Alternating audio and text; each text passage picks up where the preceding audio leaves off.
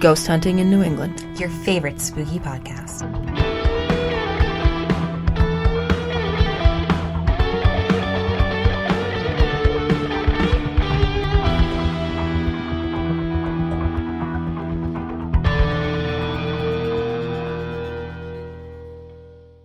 Hello and happy Wednesday. Welcome to this week's episode of Ghost Hunting in New England with your host, Amelia. and her cousin who likes to make crazy suggestions for things that she should serve in her restaurant. Otherwise known as Beth.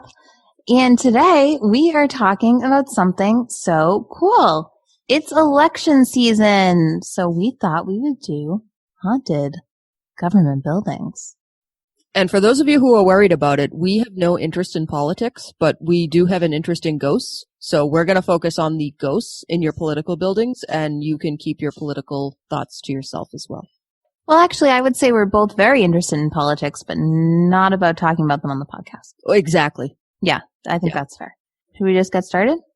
I think that that's been working well lately. All right, let's just do that. Okay, so my first story this week, Beth, is the Capitol building in Washington, D.C. Oh, that's a very famous building. Very famous. And you know what? Are you going to tell me all about the history of it? No. I love the history of it. I have very little history on any of these stories, actually, because they're so chocked full of ghosts. Excellent. All right. And you know what I really liked when we were going through and researching all of this? I don't love the ghost stories that are like, oh, they saw like a leaf fly by and that was the ghost. Like, I like full-blown apparitions, you know? Oh, yeah. And these stories, the government buildings are full of actually seeing ghosts. Nice. So I'm pumped. All right, let's get started. The United States Capitol is considered one of the most haunted buildings in Washington. The first recorded apparition was actually seen in the 1860s as the Capitol was being completed. Several spirits are said to haunt the building due to tragedies associated with its construction. One ghost is said to be that of a worker who died after a fall during the construction of a rotunda, and who now is occasionally seen floating beneath the dome carrying trays of woodworking tools. Then there's a stonemason who was crushed to death beneath the wall, which collapsed. But some people think he may have been pushed under the wall as it was collapsing, or just placed there to cover up his murder. Ooh. He is seen in the old Senate chambers or passing through a wall in the basement beneath the Senate. Next up, we have the ghosts of congressmen roaming the halls of the Capitol building. Representative Joseph Cannon, Republican from Illinois, and Speaker from 1903 to 1911, and Representative Champ Clark, Democrat from Missouri, and Speaker from 1911 to 1919, can be heard after midnight. They'll hear a large rap from a gavel, and then the two men can be heard having the same strong, angry political debates they had during their lives. Members of the U.S. Capitol Police have claimed to have seen Senator Thomas Hart Bennington, who was also a representative from 1852 to 1854, sitting at a desk at the National Statuary Hall, although it has not been used as a legislative chamber since 1857. Steve Livingood, chief tour guide for the U.S. Capitol Historical Society, says he has seen the ghost of former Representative Wilbur Millis, a Democrat from Arkansas, near Millis's former office late at night. Pierre Charles L'Enfant was a brevet major during the American Revolutionary War, who served with George Washington at Valley Forge. In 1791, L'Enfant was appointed architect and planner of the new city of Washington in the District of Columbia. Although L'Enfant submitted grandiose plans for the new capital city, his plans were never fully adopted, and President Washington dismissed him. L'Enfant spent much of the rest of his life attempting to wrest a monetary payment from Congress, and he died in poverty in 1825. Eyewitnesses, however, claim to have seen his spirit walking through the Capitol, head down, murmuring to himself, with the plans for the capital city tucked under his arm. The Capitol has also been witness to the murder and death Representative William P. Tablee had been a congressman from Kentucky from 1884 to 1888. Charles E. Kincaid, a journalist for the Louisville Times, had accused Tablee of adultery and involvement in a patent office scandal, which had ruined Tablee's political career. On February 28, 1890, the congressman and reporter ran into one another at the Capitol, and Tablee assaulted and embarrassed Kincaid by tweaking the much smaller man's nose. Kincaid ran home. I'm so glad you said nose. Kincaid ran home, grabbed a pistol, and, when he encountered Tablee on the marble staircase leading from the house chamber down to the dining room, shot him in the face, just below Tablee's left eye. Tablee died 2 weeks later, and Kincaid was acquitted after claiming self-defense. Journalists and others claim that whenever a reporter slips on these steps, Tablee's ghost briefly appears. Former President and then Representative John Quincy Adams suffered a stroke at his desk in the House chambers on February 21, 1848. He was taken to the Speaker's room. His physical condition was too precarious to permit him to be moved, and he died at the Capitol 2 days later. Many people claim to have heard Adams' ghost denouncing slavery late at night in the National Statuary Hall. And one congressional staff member claims that by standing in the spot where Adams' desk once stood, a person can still hear the former president's ghostly whisper.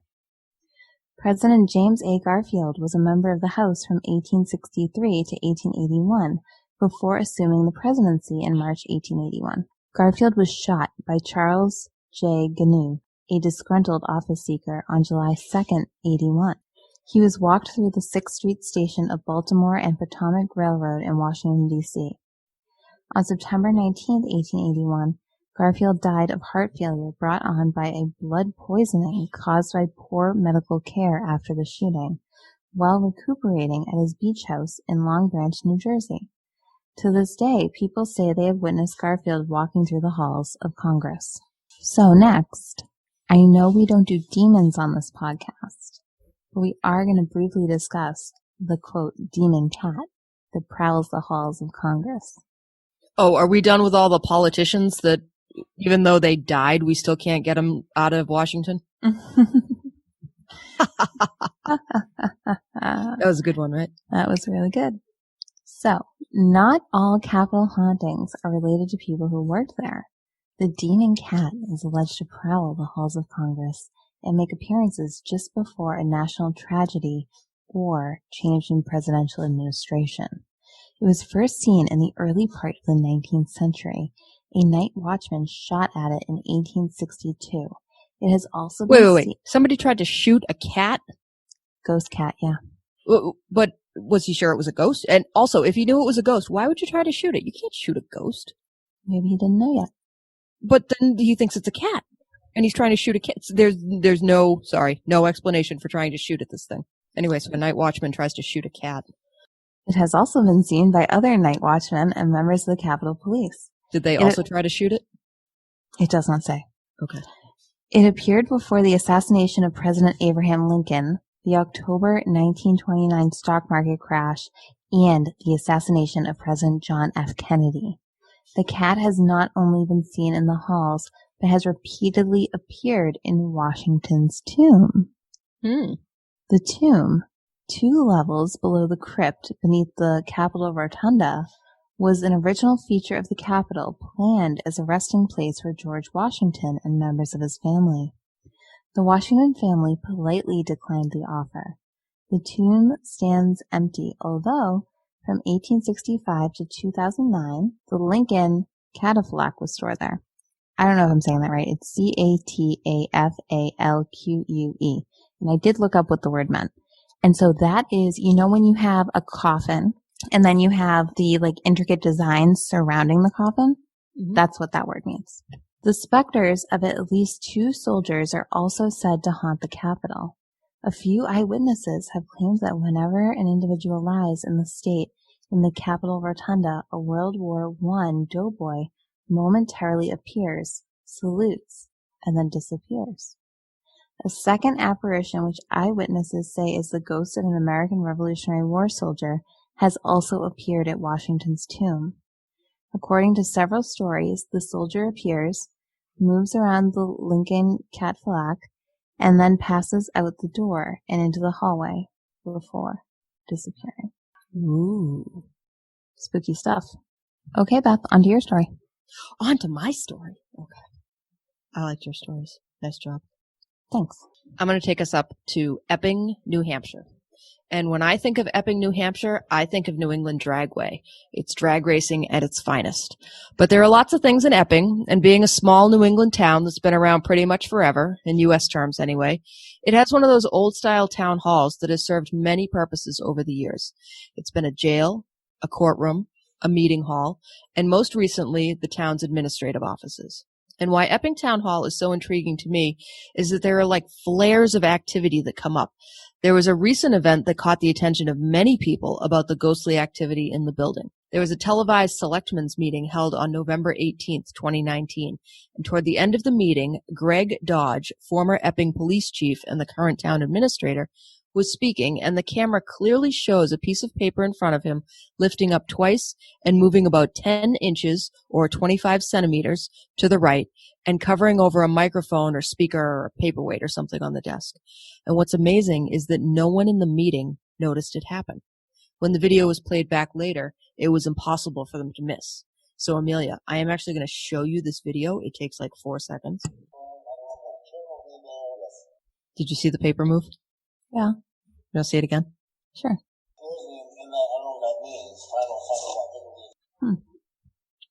And I don't know what he's talking about, but what he says is, well, that scares me.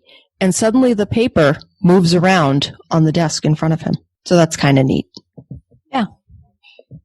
Usually we don't get that sort of video evidence right like that. And so I wonder, do you think we can post this on the Instagram page?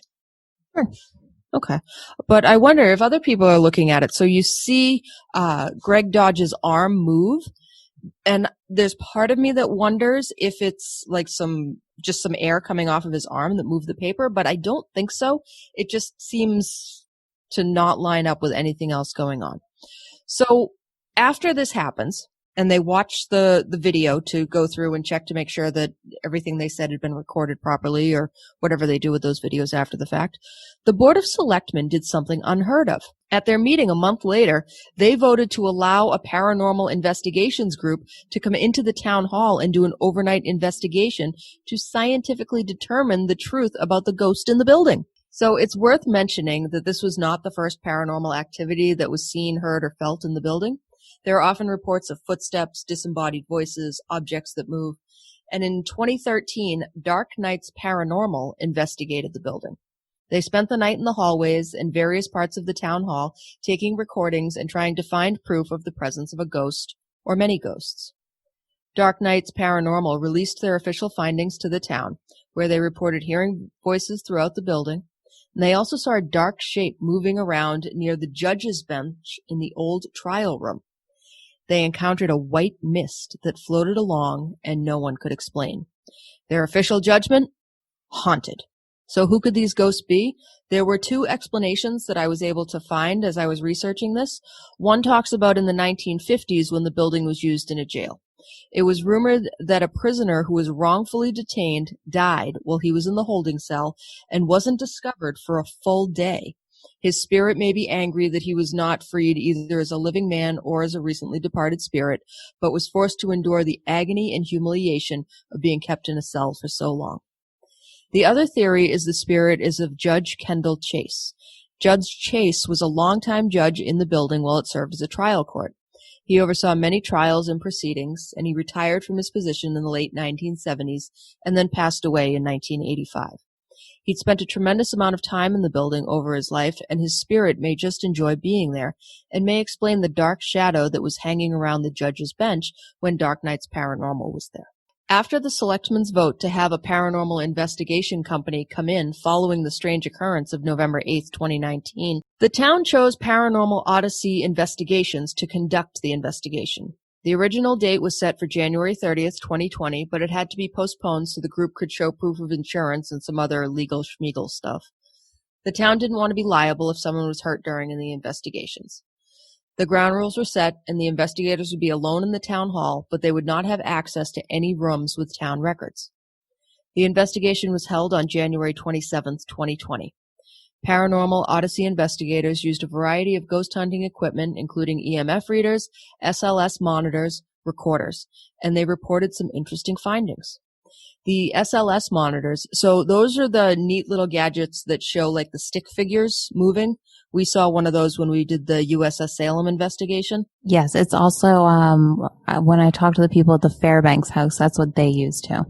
Cool. So the SLS monitors recorded images in 2 chairs for several minutes. One member of the group went and sat beside the chairs and attempted to interact with the spirits that were there. At one point, the SLS monitor showed one of the spirit figures was holding the investigator's hand. There were reports by the investigators of hearing children's voices in the building at different times of the night. Footsteps followed the investigators all over the building. And when they went into the basement, where the old holding cells were located, one investigator reported that he felt like he walked into a large mass of cobwebs that wrapped all around his head. There were no cobwebs to be found, but everyone agreed the energy in that part of the building was heavy and unpleasant. Paranormal Odyssey investigations concurred with the earlier results from Dark Nights Paranormal. The building is most definitely haunted. If you're interested in seeing for yourself, the Epping Town Hall is located at 157 Main Street in Epping, New Hampshire. I thought it was so interesting that 2 different paranormal groups went in and saw pretty much the same things. Yeah. Almost 7 years apart for their 2 different investigations. And the idea that one of the things that I didn't talk about, but I saw a lot about, was Greg Dodge, the town administrator who used to be the police chief. At one point, he was in there and the noises were so upsetting to him, he actually called the police himself to come and check it out. Like, he's the old chief of police. Like, who's he going to call? Like, it's not like Ghostbusters. Yeah, right. It's not like the police that used to work for him suddenly can do all of these things that he's unaware of. So, I mean, it was just like, it was a crazy sort of idea. I'm like, wow, and when you see him in the video, he's not like a little, wispy, insubstantial guy. He's, like the kind of guy that you would think would be like, hey, ghost, knock it off, and go stomping back into his office all mad about something. It was just such a neat story, and I just really stumbled on it. So that was cool. That's great. Good story, Beth. Thanks. Okay. So my next story is 2 stories. They're both pretty short, and they both hail from the great state of Connecticut. Hartford, Connecticut, to be exact. So first, we're going to talk about the Connecticut Capitol Building. The Connecticut Capitol Building, located on Capitol Ave in beautiful sunny Hartford, Connecticut, was designed in the high Victorian Gothic style and constructed over 7 years on the former grounds of Trinity College overlooking Bushnell Park. It opened for legislative business in 1878. Home to the governor's office as well as the Connecticut General Assembly, the building is on the National Register of Historic Places and is supposedly quite stunning, made from marble, granite, and features all manner of sculpture, statue, portrait, mural, flag, and historical object. So now this brings us to Governor William Buckingham, who served 4 terms as mayor of Norwich before being elected governor in 1858. A popular leader, he was re-elected 7 times, holding the office through the Civil War to 1866. He then went to the U.S. Senate, and he had that office when he died in 1875 at the age of 72. So no one knows why, but it is believed that the specter of the former governor roams the halls of the Capitol, even though that building didn't open until 3 years after his death. Interesting. He never even worked there, obviously. Many still believe that he has a special affinity for room 324, which used to be used by the lieutenant governors, one of whom, during the 1920s, claimed to have seen the ghost of Buckingham standing there. Over the years, other legislative members and staffers have also reported unusual things, witnessing the door open on its own and feeling cold spots when in room 324. The old State House in Hartford, Connecticut is generally believed to have been designed by noted American architect Charles Bulfinch as his first public building. Built in 1796, the State House is currently managed by the Office of Legislative Management of the Connecticut General Assembly. The exterior building and the Senate have been restored to the original federal style. The Representatives' Chamber is Victorian, and the halls and courtroom are colonial revival. Officials at the downtown Hartford building say that the stories of ghostly phenomena have floated around among the people who visit and work the now educational buildings for years. Ghost stories and places of great historical significance tend to go hand in hand, said the Old State House Communication Director William Bevilacqua in a 2009 interview. History was made many times over during the years that the Old State House was a functioning seat of government, and the weight of that history is palpable as soon as you walk through the door. The Old State House was featured on Sci-Fi's Ghost Hunters in 2009. Among their discoveries were unexplained sounds of doorknobs turning in the empty Senate room and a woman sighing in the Stewart Museum. Did it sound like either of those? Yeah. Ooh, it sounds spooky. Well, that's not a sigh. I think that having at one point been teenage girls, like, we definitely mastered sighing, right? You ask Paul, I still sigh all the fucking time. It's a cultural thing. I'm angsty, okay? Deal with it. Right. You're a millennial. Sure. Okay. Your turn, Beth. My turn? Again? Okay. So my next story is the Cohassett Town Hall in Cohassett, Massachusetts. Nestled along the shoreline of the South Shore of Massachusetts, there is a quaint little town called Cohassett. The town hall there was built in 1857 and renovated several times over the years. Originally, the building was intended to house the courthouse, some offices, and a few jail cells in the basement. The renovations have added several floors to the building, expanded the foundation, and changed the entire layout of the building from the original plans. In the 1870s, there was reportedly a prisoner who froze to death in the cells. His ghost has been seen all over the building in the years since. He's been accused of slamming doors, moving papers and personal items of employees, and talking in empty hallways. All our usual ghostly phenomena. The doors, the voices, moving stuff. An interesting fact about Cohassett is the high socioeconomic status of the residents who live there. It's one of our more affluent, or as some people say it, affluent towns. And so you would think they would be interested in hushing up the presence of paranormal activity in their town hall, but luckily that's not the case. I was able to find quite a few articles about the haunted history of the town hall. Most of the articles centered around the news that Cohassett has engaged multiple ghost hunting / ghost investigation teams to uncover what is happening in their town hall. Hold the phones. Can we go? We live like 15 minutes from Cohassett. Right. Let's go. Just go, like, hang out? LFG. Yeah, get in your car. Let's go. Right now? I think they're closed right now. I'm unfamiliar with that tune. It's like, let's go music. Oh. Well, I'm sure I might be able to squeeze it in at either the beginning or the end of my day.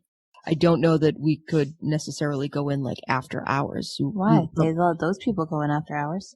Not only did they allow them, but they paid them. Hey, I work in the food industry. This is a pandemic. I gotta get some cash. Let's go. So, they pay cash? Well, they did in 2008. Okay. Let's go. They might 1099 you. Yeah. All right. So, back to my story. The Enfield Paranormal Society went to the town hall in January 2008 and did a weekend-long investigation. At the conclusion of their investigation, and after reviewing all their data, they conclusively stated Cohassett Town Hall is haunted. But the Mass Paranormal Group out of Quincy didn't want to take Enfield's word for it, and they went to do their own investigation. So in the course of their investigation, they found some really interesting things. They went into the big hall where they would have performances, and they kept having batteries die on all of their equipment. Even though all of their batteries were completely charged, by 10 o'clock that night, they had gone through 8 sets of batteries that had been drained completely. They were very lucky to get EMF responses. Their EMF reader, they set it out, and every time they would ask a question, there would be some sort of EMF spike in response to the question. So that's pretty neat. They heard the usual footsteps, but in addition, there were these 2 other weird things that happened. There was walkie-talkie trouble. So they had walkie-talkies, and they were using them obviously back and forth to communicate from different areas. But they said that the walkie-talkies kept just blipping and beeping and acting like they were going to say something, but no one was pushing the buttons in order to make the walkie-talkies say something. And then one of the women in the group was not speaking into her walkie-talkie and suddenly heard her own voice coming out of the walkie-talkie. That is very creepy. It's extremely frightening. Yeah, like just, Yeah. I wish I had the audio of that. I would be terrified. So that happened. And then as they were cleaning up at the end of their investigation, one of the other investigators was going around and cleaning up all the wires. And he said that there was this one wire that he went to pull and just gather it into him. And there was resistance on the wire. And so from the other end, it appeared that it was being pulled. And so he started following the wire, and he's got all the lights on, and he's like, what is happening here? And he's pulling on the wire, and it's hanging in the middle of the ceiling. And then in pulling on the wire, all of a sudden the wire lets go. It was like there was a spirit on the other end playing a fun little game of tug of war with him with this wire. And he said that was one of the more interesting experiences that he had while he was there. Or that he's had really anywhere. So Mass Paranormal, at last I had seen, I was not able to find their report, but it seemed based on all of the articles that I was reading about it that they also concurred that this place is definitely haunted. So if you would like to visit the Cohassett Town Hall, it is located at 41 Highland Ave in Cohassett, Massachusetts. And while you're there, you could even take a little side trip over to Jerusalem Road and what's the name of the other road that connects there? Atlantic Ave? No idea. Couldn't tell you. There's 2 roads that go through there, and that's where all of the South Shore mansions are. So as you drive down there, you get the mansions overlooking the water, you get the mansions overlooking the water, and it's really fun. It's a great place to go if you're just having a self-care sort of drive day. So good luck to anybody. If you've never been down there, it's a really fun ride. Get somebody else to drive so you can ogle all the different houses. I saw a dead baby well there. I did. I made my friends come with me. It was on the news, and I was like, let's go. And they were like, are you crazy? I'm like, when are we ever going to see a baby whale? And we went. It was huge. It was at like the size of aquarium, and it would still be alive at the aquarium? They don't have a whale at the aquarium. All right, SeaWorld. They used to have going to SeaWorld. But oh yeah, you're a vegan. So yeah, so I went down there, and it was a baby humpback whale, and it was dead. It was massive. It was like bigger than a school bus. It was really sad, but yeah, it's nature. But at least you got to drive around and look at all the really big houses. Yeah. Anyway, so yeah, I just think it's so interesting that there are all these little town halls. Like every town in New England has its own town hall or city hall if you want. I think that's like nationwide. Well, but so here in New England, it's like so many of them are haunted and have these ghost stories. And so I was really surprised at both how many kind of overview stories I heard or found and how few of them had like real details about like, we think that it's this ghost. It was this guy that he died. And, you know, like the Capitol building, people are like, it was this senator. It's this ex-president. It's this guy. It's that guy. Mm-hmm. It's just an interesting thing. It was something that struck me as worth mentioning. Yeah, it's a lot of fun. So now we are going to go full opposite from little cute town halls, and we are going to take a trip down 1600 Pennsylvania Avenue to the extremely haunted White House. Now, when you say the White House, we're not just talking about any house that happens to be white. No, we are talking about the White House that houses the President of the United States. Okay, so Not only have staff members seen multiple ghosts at the White House, but even some presidents and their families recall seeing spooky spirits wandering the hallways. All right, I'm really looking forward to hearing about this. First, we got some First Lady action. Dolly Madison reportedly watches over the White House garden, and the ghost of Abigail Adams has been sighted doing her laundry in the house, wearing an embroidered bonnet and lace clothing. And Abigail Adams is seen multiple times there. Next, we have David Burns, who sold the government most of the land on which the city of Washington, D.C. is built, including the presidential residence. Lillian Roger Parks, a seamstress who chronicled her 30-year career working at the White House in a 1961 memoir, told the story of a valet to President Franklin Delano Roosevelt, who reportedly heard a disembodied voice coming from a distance in the yellow Oval Room, saying, "I am Mr. Burns." Did he go excellent and keep his fingers together? During Harry S. Truman's administration, a guard heard a similar voice. Thinking it was then Secretary of State James Byrnes, he went looking for him, only to learn that the secretary hadn't been at the White House that day.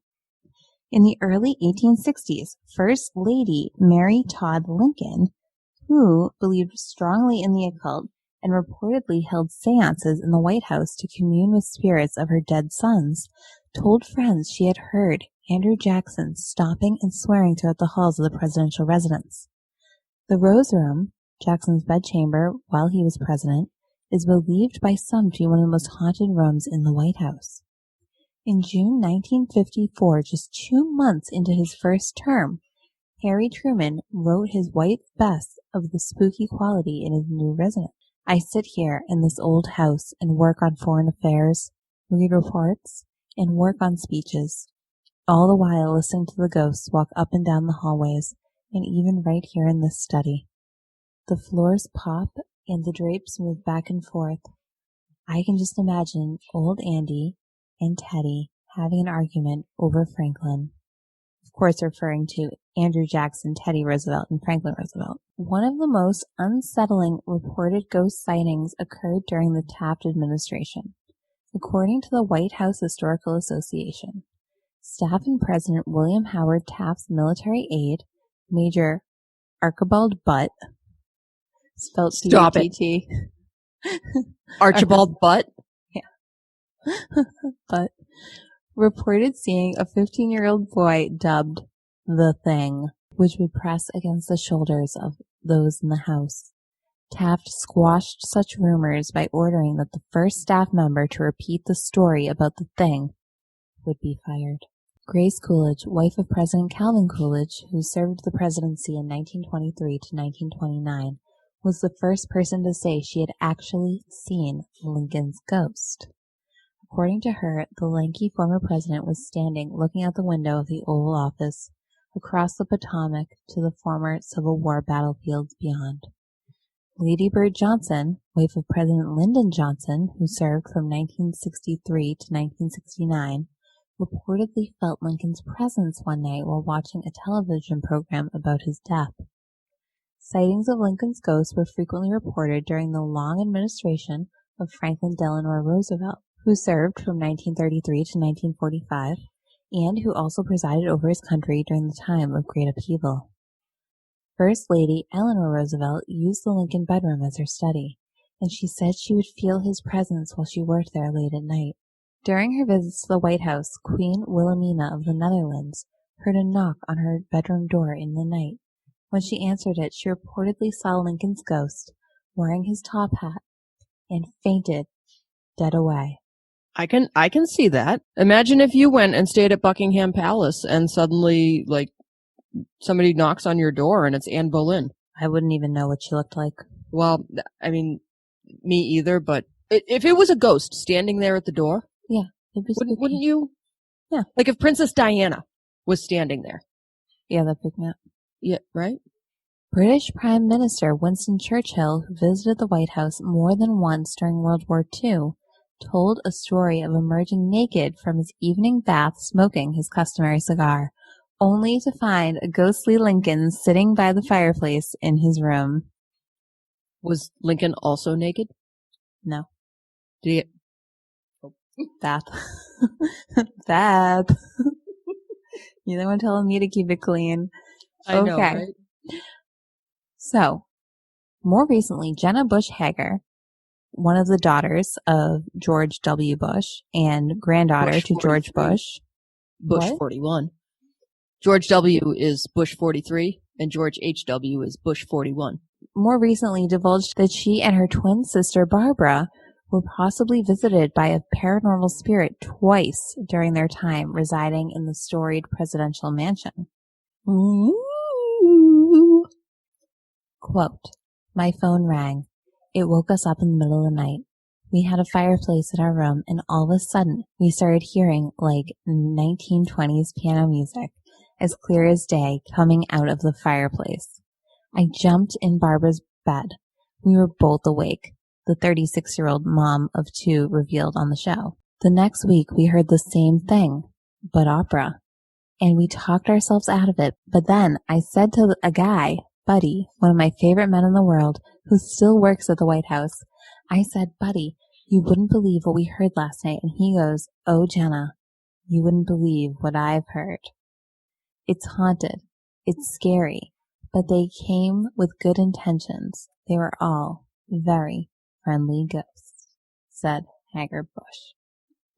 In October 2017, interviews with People and E! News, Barbara backed her sister's claims when Jenna had previously described it as the wildest thing that has ever happened to us living in the White House.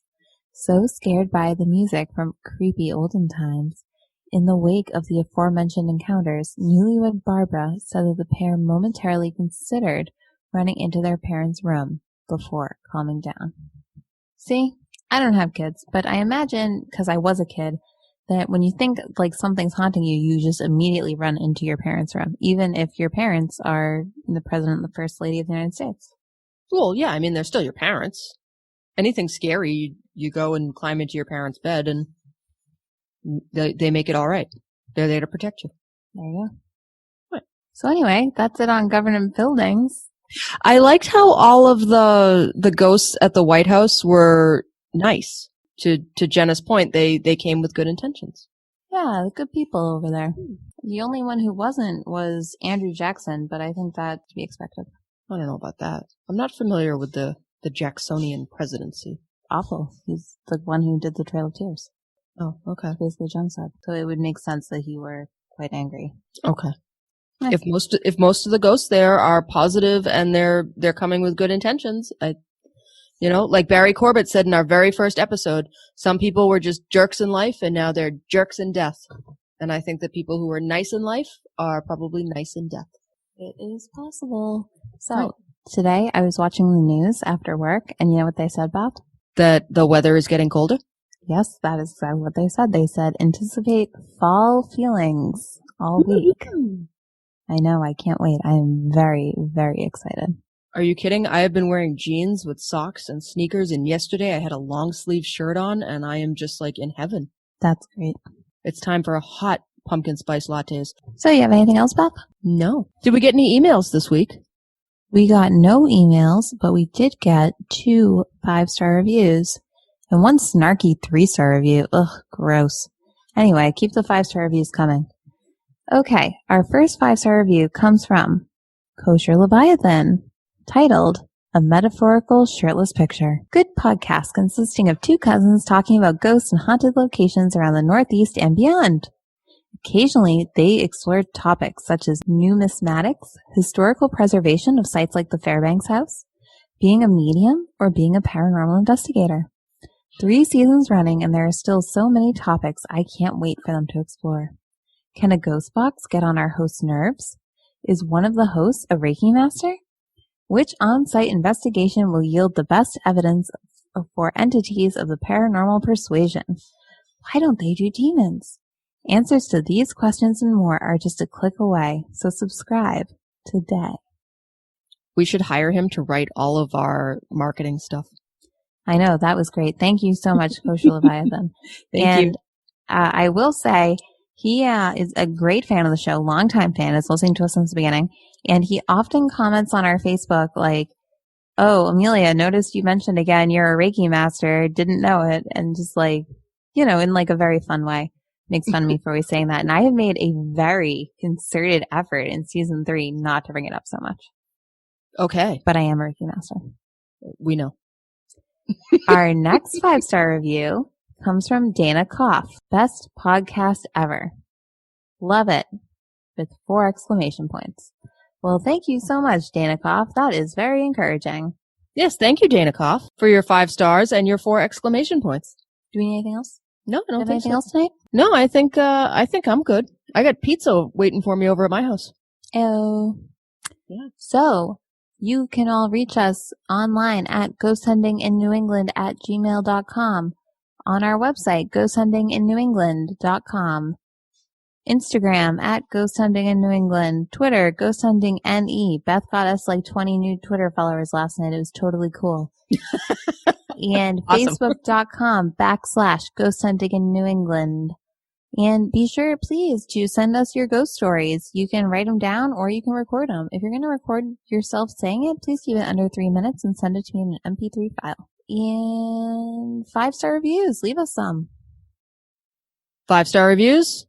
Like, subscribe, rate, review, do all of those stuff. If you're subscribing somewhere else, because we usually just read the Apple ones, but you can review us on lots of different platforms.